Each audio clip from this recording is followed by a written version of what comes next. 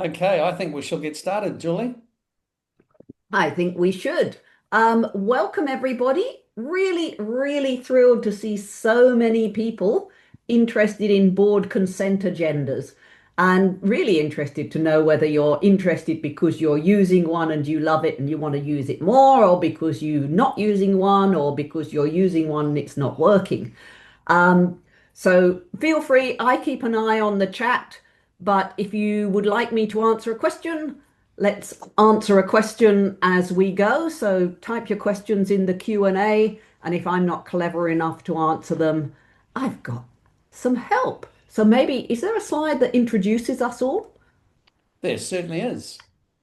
So just on the Q&A, try and use the Q&A button on your toolbar, everybody. It just enables us to keep a track of everything as we're going through the session.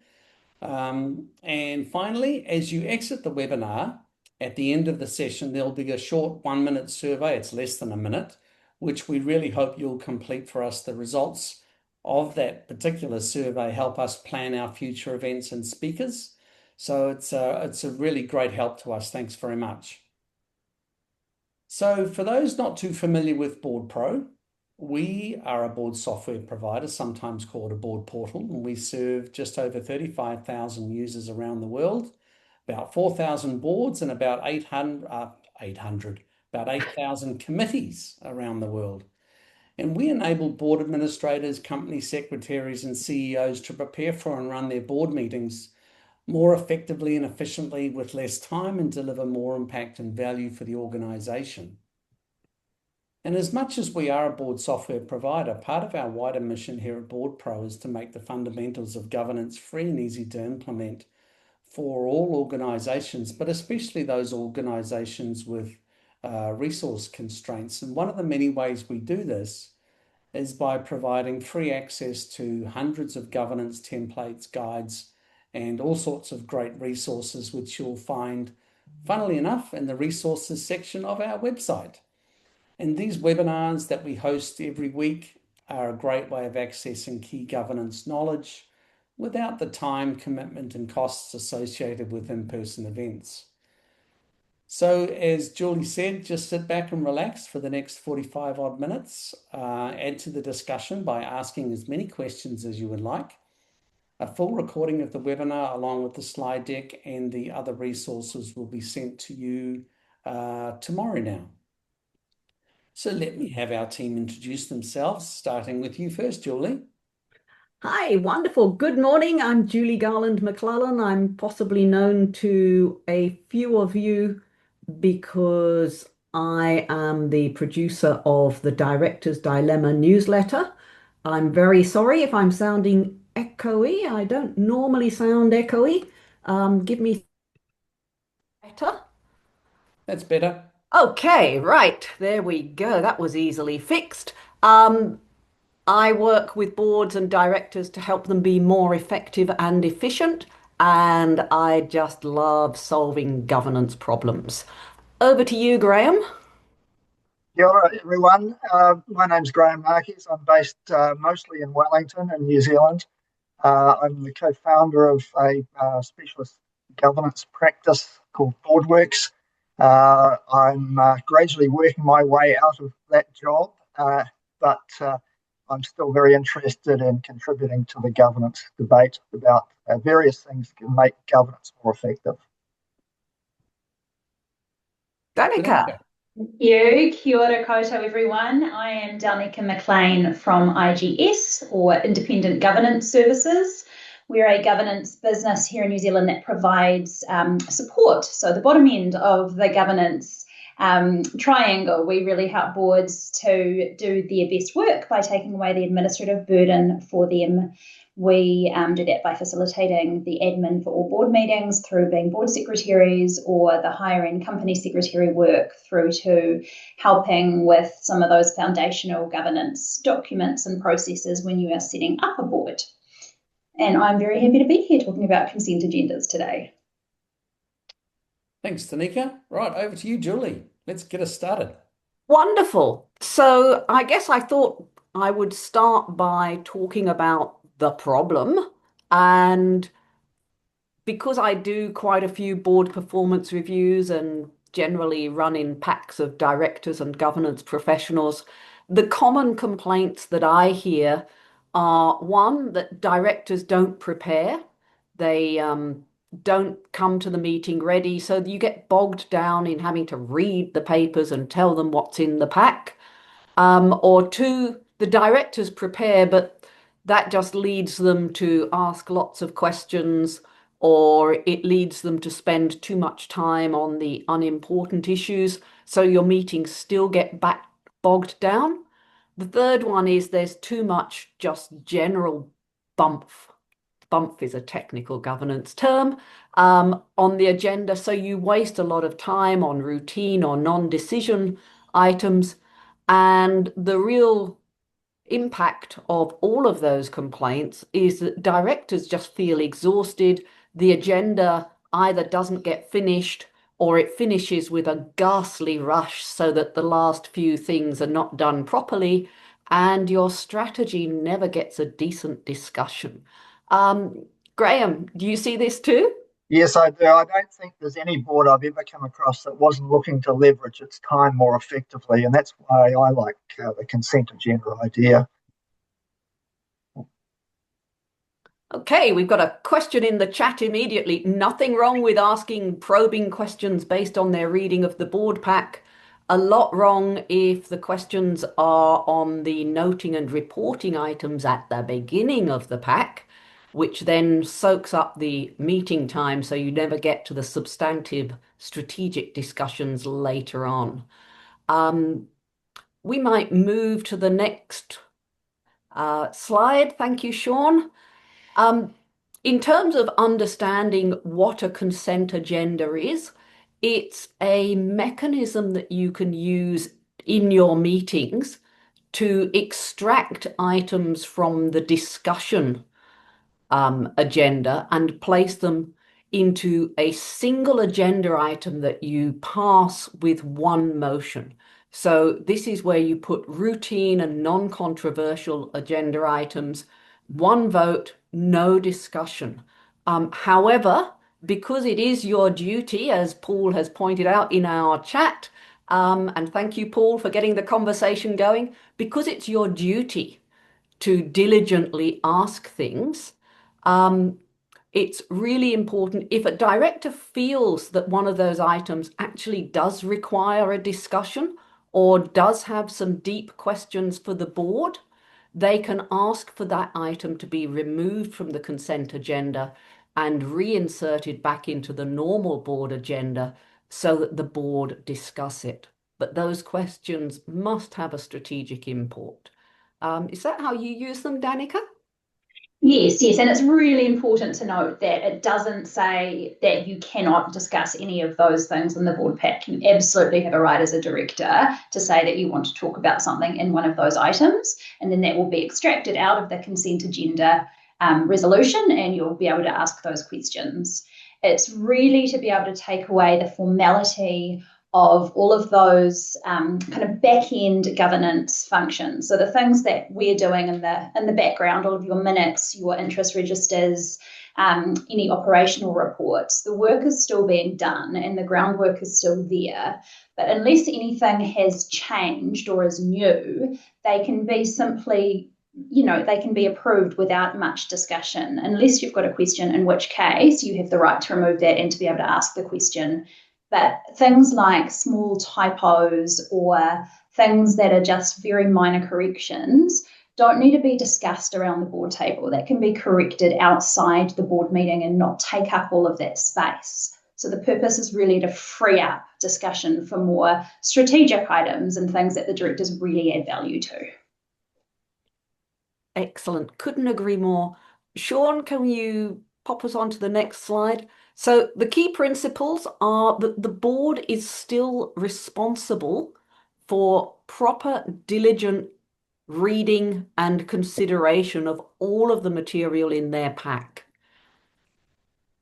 Once they've read and thought about the pack and undertaken, as is the legal standard in Australia, diligent, specific and independent analysis into the matters therein, then they get to the meeting and they want to focus their time on the collective discussion, on directors' input to decisions that the board and the organisation need to make, to forming a shared view of an item.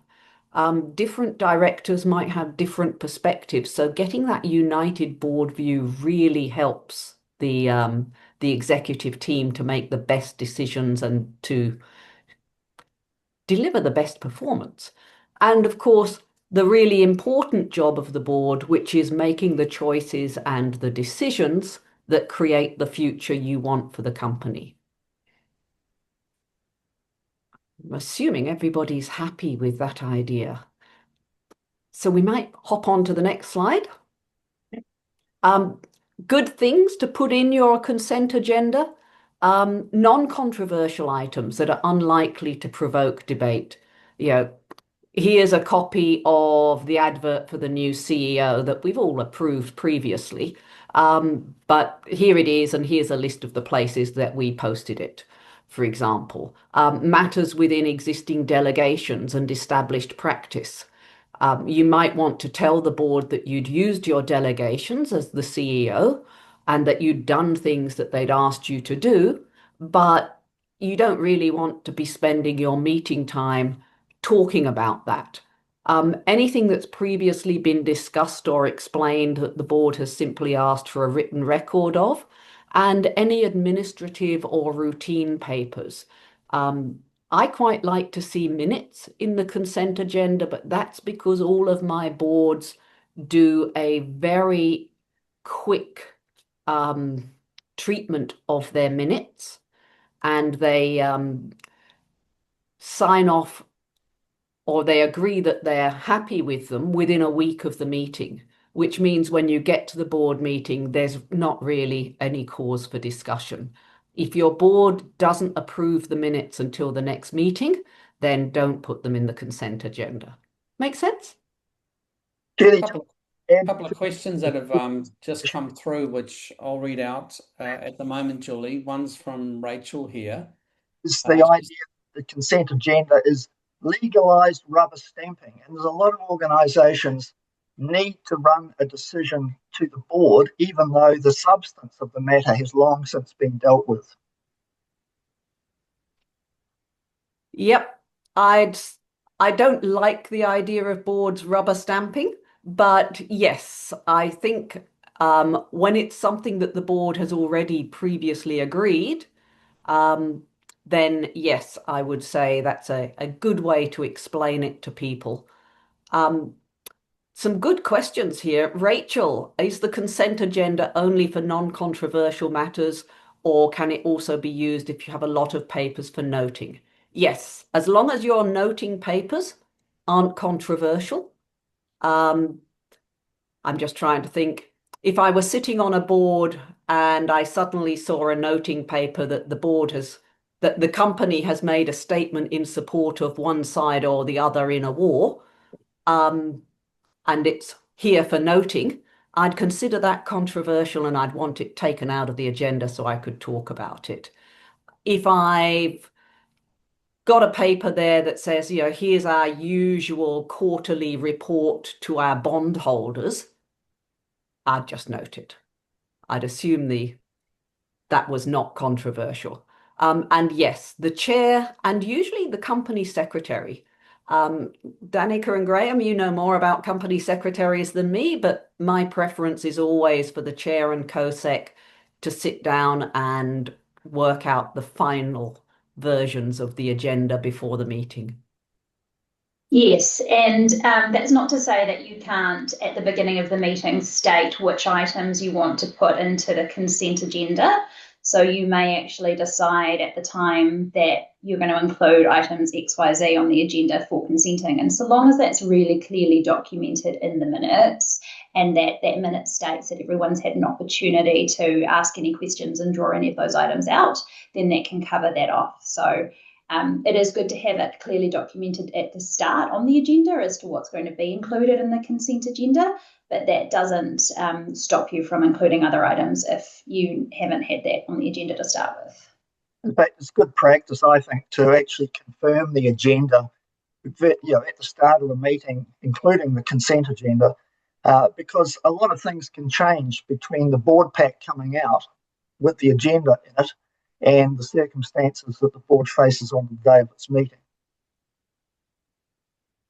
Yeah, I think you're right. That going through the agenda and altering it at the beginning of the meeting is a very useful practice. And you rarely see a board that makes it through a year without having at least one of their agendas altered, often because somebody's running late, and so we rearrange things to do things without them, or because planes and buses and trains are not running on schedule or whatever reason. So auditors and lawyers coming in often change the time at last minute, and you can usually accommodate this. Another couple of good questions. The consent agenda is a part of the normal agenda. So responding to that question there, one runs within the other. And we'll get to how that works in a moment. And yes, some boards, Kerry, do put the CEO report into the consent agenda. Some boards leave it out because there are things there that need to be discussed. And this is where directorship's all about having good judgment. You have to decide, does this need discussion? Or can they read it and know it, and any of the things that need discussing are going to come up when we discuss the other items that are on the agenda? And if you have a CEO report that you have items that you want to highlight, but it has a lot of dashboards that could just be noted, I would take the approach of saying my CEO report is taken as read, and I just want to highlight these key points. Dashboards are for noting. Then the minutes will reflect that the directors noted the dashboards. It doesn't have to mean because they're there and they're not in the consent agenda that a lot of time and discussion needs to be spent on those items. You can still have papers for noting or dashboards that are part of the board pack. So the consent agenda is really just to take out those onerous, time-consuming items that don't need to be discussed because they are generally acceptable as they are. Really good. So I thought I'd pop down. I just grabbed one of my board meeting packs when I put these slides together, and this is what we had in our consent agenda. So we had the minutes of the previous meeting, which had already been circulated, and everybody who wanted to comment had commented.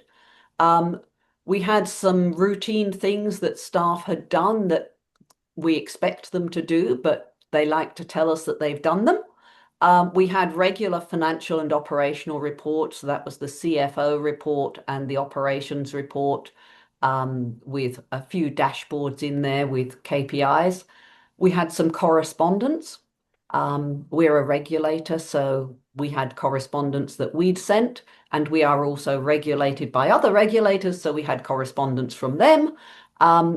We in that meeting also had some attestations, which is because of the timing of that particular meeting and the timing of our lodgement of accounts. So the CEO and the CFO making a declaration that to the best of their knowledge, there are no major issues. If you're a grant-funded organisation, you might have your grant acquittals in there. And as Danica mentioned right at the beginning, our registered conflicts of interest. We all read them, we all check them, and at the beginning of the meeting, we might mention if any of them are pertinent to any of the items on the agenda, but the register itself is there in the consent agenda item. I think we might move on to the next slide. So this is where the rubber hits the road. When you introduce these to your board, really, really important, don't just spring it on them. I'm sure you wouldn't, but just in case you were tempted, talk to them first about what it is and what you're trying to achieve, and get them to agree to have a go with it. The first time that you give them a board pack with a consent agenda, mention it in the covering letter. or in your portal, the note that goes out to say your board papers are in the portal, go and get them.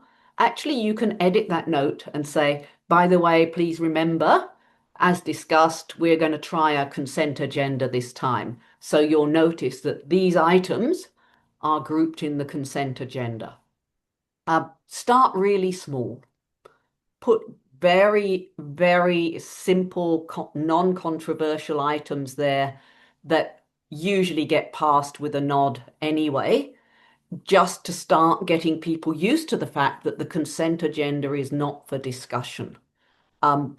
Be very clear with people if you want to recognize what's in the consent agenda and what's not. This is how you recognize it. I love color coding. It just makes it easier. But there are some boards I know that have a slightly different template. Some boards have an asterisk next to them on the agenda page so that when you look down the list, you can see which ones have an asterisk. They're the ones you're not supposed to be discussing. Whatever works for you. I also like when I tell people how things are identified to tell them if you want to talk about something. There's a lovely comment in the chat from Brian about how do you handle items that are technically routine, but there's a long-term strategic implication. As a director or as an executive, you might go, look, there are some implications here. I think I'd like this paper removed from the consent agenda because I think we need to talk about those this month. Then you identify this is how we extract them. And usually you either ring the chair or you ring the company secretary or you email them.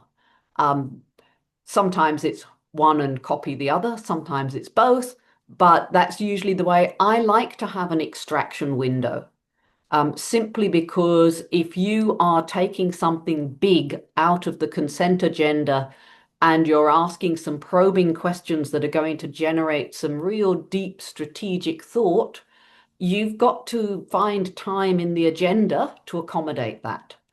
So giving people that 48-hour window, and particularly if you say, I'd like to extract this, this is why, this is what I want to talk about. Now it gives the executive a chance to get the information to hand, to be prepared for the questions and the discussion, and it gives your company secretary and chair sufficient warning that they can rejig the agenda and try to fit everything in. Really important to be very firm on the rules. I was talking to a board the other day. Without a word of a lie, they spend about 11 hours once a month on a Saturday in their board meeting, and they've been using a consent agenda for the last 2 years, but they still ask questions and discuss the items in the consent agenda. So basically, it's just a waste of time identifying the items and separating them out. And when they said, "Oh, but the consent agenda doesn't work," it's like, well, guys, you have to make it work. And people will make mistakes. And the first few times you say, look, I'm really sorry, but that's actually in the consent agenda. Does that question come up in association with any of the other items we're talking about today? Or do we need to make an exception just this once? But you really need at the beginning to be quite firm that the consent agenda, unless it's something strategic and you want to take the item out, does not get discussed. Otherwise, you might as well not bother. The other important thing, if you've got sleepy directors, is to remind them that they still have a duty of care. The fact that you're not discussing it doesn't mean that you don't have to read it and think about it and make diligent, specific, and independent inquiry into the issues if you think there's something there. It takes a bit of guiding and reassurance. Often directors are a bit worried. Are you sure we're doing our duty, or are you sure this is okay? And it takes quite a few meetings before it really clicks and starts to become part of the DNA. What I have noticed is when I have new directors join a board where we've been using a consent agenda, they're always very impressed, once they get used to it, at how efficient it is in helping them to focus meeting time. Danica. Thanks, Julia. I think it's, what you're saying there, it's important to differentiate that it's not an excuse to not read those papers. You're still very responsible for understanding and have read everything that's in the board pack. And there's just a few questions coming through around the actual mechanics of how you do it on the agenda.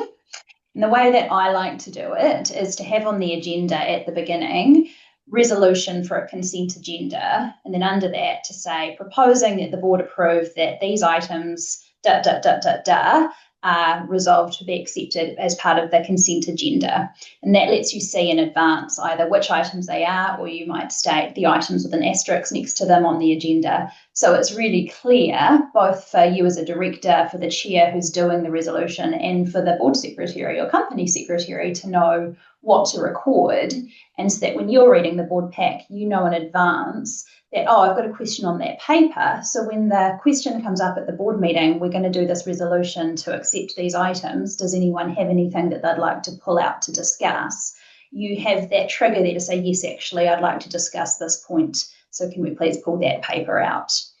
And it's not there necessarily to make the meeting shorter. It's to make the meeting more efficient and more productive.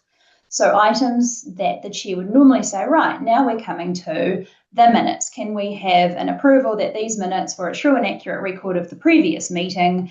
Everyone say aye. Can we get a mover? Can we get a seconder? That time is just taken away because it's already been approved.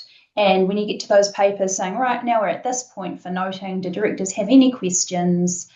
That point gets removed. So that's where the time saving comes in.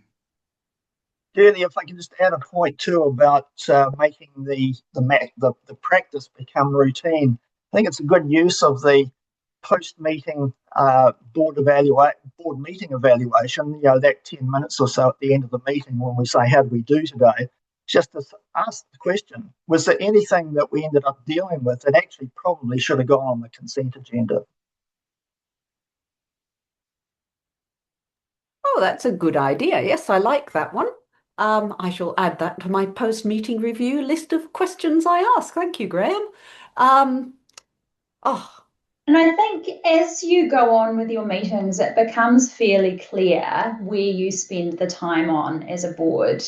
And when you routinely adjust saying, yes, we had better note this paper, or you have very basic questions, or it's corrections, or it's relating to something else that's in the board pack that you can discuss as part of another paper, it becomes apparent once you start thinking about what can be on the consent agenda, which papers will comfortably slot in there. You can reinforce that as well by agreeing on a decision tree for consent agenda items. And then just having the discussion in the theoretical sense around something like that is also another way of cementing the idea. It is. So we've got a couple of questions about, in fact, strangely enough, the meeting mechanics, which is what we're on to now. I would say if you've got things on your agenda for noting, put them into the consent agenda so that it's very clear that there was no expectation that these would be discussed. That way, if heaven forbid you should be one of those rare companies that winds up in court having their minutes and the recollection of the meetings, you don't have items on your agenda and people saying, well, I don't remember discussing it. You can confidently say, well, Your Honour, it was part of the consent agenda, so therefore, although we read it and considered it, it wasn't slated for discussion time.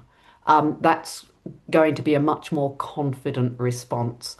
So in the meeting mechanics, the consent agenda is a single item in your agenda, and it lists the papers that form part of the consent agenda. So when you look at that page that tells you your start and finish times, it's got one thing on it, which is your consent agenda, and then it lists the papers that are in it. I like the chair to ask formally, just for noting, for directors to confirm that they've received and read their papers, and then to confirm that does anybody want to remove an item from the consent agenda? And this is really ideally for the minutes. If you want something taken out, you should have told the chair before the meeting, not at it. Otherwise, you're sort of ambushing.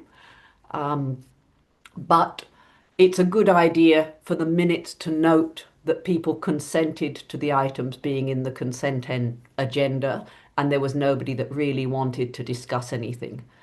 You adopt them with one motion. You just say, okay, now we've got to item 4 and it's the consent agenda, all in favour, and everybody glances up from their screens and nods, and then you can glance back down to the next item on your agenda, which is the first one that you're going to start discussing. Really important that minutes record that the consent agenda was adopted and that the minutes list the constituent papers in the consent agenda. And of course, that your minutes note if anything was extracted from it for discussion. Your minutes are a really important record. They are the record. The other thing to note is when you adopt the policy of using a consent agenda, it's a good idea to make it part of your official governance framework. So I would look at what does our governance framework or our governance manual or our policy say about how agendas are put together, and just make sure that there's something in there about the fact that you will use the consent agenda. I would suggest that the governance manual, which hopefully forms part of your induction pack and maybe even your letter of appointment for new directors, has a sentence about the use of the consent agenda so that people really start getting their heads around it when they look at how meetings are run. And of course, your policy and your governance framework and manuals should record who can ask for something to be taken out, when they should ask, who they ask to do this for them, and how that is noted and handled. Fairly simple, but just make sure you've got all your ducks in a row. And I think also just an encouragement, that board culture being there, that it's okay to ask those questions or to take those papers out, that it's absolutely within your rights as a director, so that any directors being onboarded aren't kind of frightened away from being able to pull up those items for discussion. Even in a not-for-profit board, you are legally responsible and can be liable. So you absolutely have the right. It's just that if you use your right to discuss items that aren't very important, you might then run out of time to discuss items that are. Some practical tips on using them. I like to, every 6 months or so, sit down and have a look at what was in my consent agenda. And as trust develops, you might start popping more things in there. I like to group similar papers so that all the finance stuff is in one place, all the HR stuff, all the correspondence. I really encourage directors when they ask for something to be taken out of the consent agenda to explain why, or possibly share the question they would like to ask. It helps to prepare a better response. And it also helps when you tell other directors, because it's a good idea if somebody's said, can we take this paper out, to let the other directors know so that they can now prepare for a discussion and say, look, this paper's been removed. This is the question. This is the issue that's likely to be discussed when we reach it on the main agenda. Make sure you've got a good audit trail in your minutes so that you can see what has been approved or noted. And then go back to point 1 and have another look, because by that time 6 months will have gone by and your levels of trust or the level of volatility in your environment will have changed, and you might want to put less or more into your consent agenda. Make sense? Um, I have seen people attempt to put things into a consent agenda to avoid discussion when actually they were pretty important things and should have been discussed. It's not a good idea. I really love the picture on this slide. I just adore it. But going quickly over something which is difficult and needs a careful and nuanced discussion is not a good idea. So don't put anything in that agenda that needs strategic judgment or that has reputational risk or that has a material finance implication or a material policy precedent. And I'd also encourage you, if you want management to explain or talk about something, or if you want the directors to debate something and start to form a board view, even if you're not looking for a decision, I would be very in favor of keeping those items in the main agenda, because you don't want to train people that they can talk about stuff in the consent agenda. Doesn't matter who they are. That's my theory. What's yours? I think if you have any confusion about what could be going in there or if it's appropriate, kind of just asking, why is that paper going to the board? And understanding the purpose and what your ask is from the board. Like, what do you actually want them to do? Is it just a simple mechanic of, well, they need to note this, or this is for their information? Or is this something that you need feedback on? Do you need discussion on? Do you need a robust decision on? Or does it impact the strategic landscape? Does it impact the financials of the company? Does it impact their stakeholders or their customers? Anything that has that kind of implication shouldn't be on a consent agenda. I agree wholeheartedly with that, Danica. One of my bugbears is when you get a noting paper as a director without any clue at all as to why noting it would be important.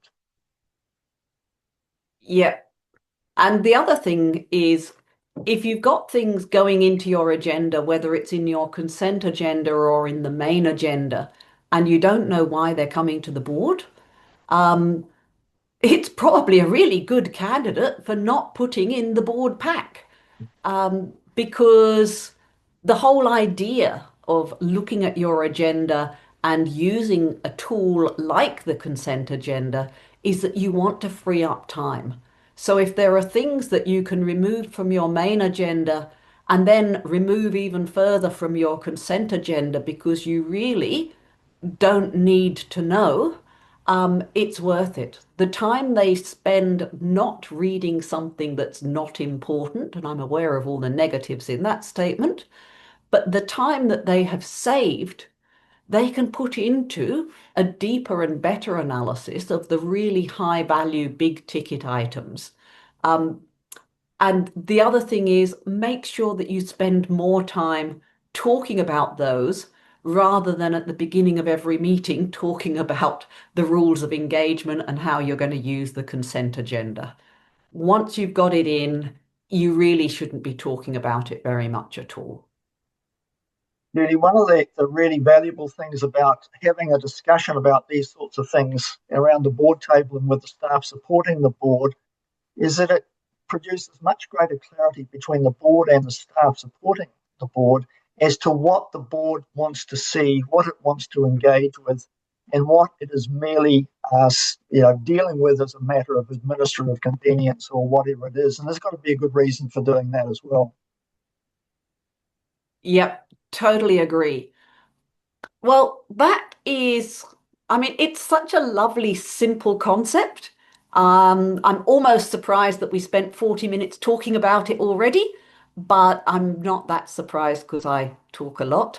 Sorry. And I'm also not that surprised because I do think it's a useful and valuable and helpful tool. So, any questions? Pop your questions in the Q&A. We have a few questions in here, Julie. Oh gosh, yes, we do. Let me Yeah, scroll quite a few down. of them are about the actual agenda itself and how the consent agenda is represented on there.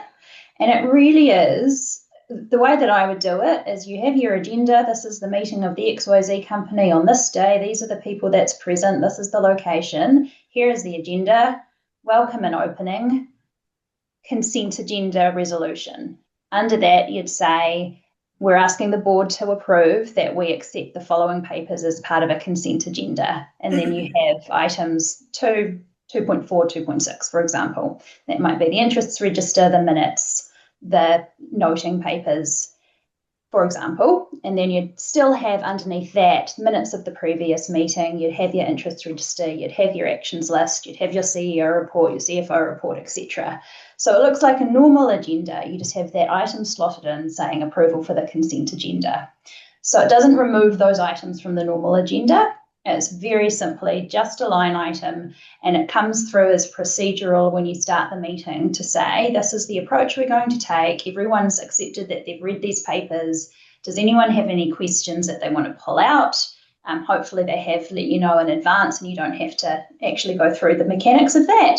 And then you move on. And so that means you can skip over those items. You can skip over the minutes, the interests register, the noting papers as you come to them on the agenda. What about the question from Lisa, Julie? Yes, absolutely, Lisa. You can definitely have more than one consent agenda item. That's why we call it an agenda. So, for example, your consent agenda might say, here are the items in the consent agenda. Item 1, policy 1, item 2, policy 2, item 3, policy 3. Each one of those would have its little paper in front saying this is what's been updated and here's a copy of the policy. And you would just note the consent agenda, one item for those 6 plus all of the other things that are in there. It really, when you start approving 5 policies in one go, it really saves a lot of time. And to answer Michael's question, yes, there is a document that will be sent out to you, and you will be able to see a sample agenda and also some carefully written, slightly more coherent consideration of how you use it. There's Yes, also a some great, decisions can be pro forma, and just looking at the anonymous question, where there are regular certification type matters, is there merit in alternating the item into consent agenda? Yes, sometimes you might have things that you discuss, and then when they come back to the board, it's in line with what the board wanted, so that would be popped straight into the agenda, consent agenda, because you don't need to discuss it again. So that's a really good use of your consent agenda. And I'd just like to give an example of what you would have in the minutes as part of this. So you would have the agenda item consent agenda, and then you'd have a simple note saying something along the lines of, the chair invited directors to identify any items for extraction from the consent agenda. No items are extracted. The board resolved to approve the consent agenda comprising the items 4.1 to 4.5 as circulated. Or that same thing, but item XYZ was identified for extraction, and the board resolved to approve the consent agenda covering off items 4.1, 4.2, 4.3, and 4.5, because 4.4 was the one that was extracted. Yep, good point. It just needs to be simple, but it does need to be there and clearly documented. Yep, and just quickly picking up on some of the other questions, it's a good idea in your board in camera to have a chat about, we've tried this consent agenda, we've given it a go for 3 or 4 meetings now, how do we feel? Is it improving our quality rather than just shortening our meetings? As long as it's not detracting from your quality, I would still use it. A short meeting's a good meeting. And my advice to Catherine is, when I've had granting bodies that say this must go through the board, they are quite happy if it's on the consent agenda rather than the main agenda. In fact, they don't seem to treat it any differently because as directors, you're on the hook for everything on your agenda. And you can clearly see if you're being audited that those papers were in the board pack and that they were, so therefore the directors have seen them. And then there's the minute saying that directors have accepted and approved that those papers would be approved, noted under that consent agenda. So they've acknowledged on writing that they've seen those and it's there in the board pack to evidence that that was there and they've seen them too. Perfect. Julia, just like to confirm or support Brian's comment that makes the distinction between shorter meetings and better quality meetings. I think that's the ultimate test of a consent agenda. Has it improved the quality of the meetings, not just the timeliness? Yeah. But if it's reduced the time and the quality is the same, it's still a good thing. Sure. Now it's a question of what do you do with that extra time you've saved? Personally, I'd go to the gym, but hey. We're out of time, team. So please feel free to connect with our great presenters today on LinkedIn. I'm sure they'll look forward to your connection. If you'd like to be put in touch with Julie, Graham, or Danica, please indicate your interest on the survey just as you exit. We have some fantastic webinars coming out over the next 6 to 7 weeks. Next week's agenda item, or not agenda item, but webinar item is your new board director journey. Where do you start? That's with Lisa Cook. That's going to be a great webinar, so I'd highly recommend you have a look at that on our website. So you'll receive an email from me tomorrow, which will include a recording of today's webinar, the transcript, and the presentation slides as well. And they'll also be hosted on the webinar library on our website 48 hours after the session. If you're considering board management software for your organization, then obviously we'd love to hear from you. So better still, why not try our free 30-day free trial? It's really simple and straightforward. There's no risk. You don't need a credit card to get started. So here we are. Thanks again, everybody, for your attendance. I hope you've enjoyed the session. I know I did. Please don't forget to complete our 1-minute survey as you leave the webinar. It really helps us to deliver this program for you. Thanks again, Julie, Danica, and Graham, for your great conversation today. I look forward to seeing you all at our next webinar, everybody. Have a great day.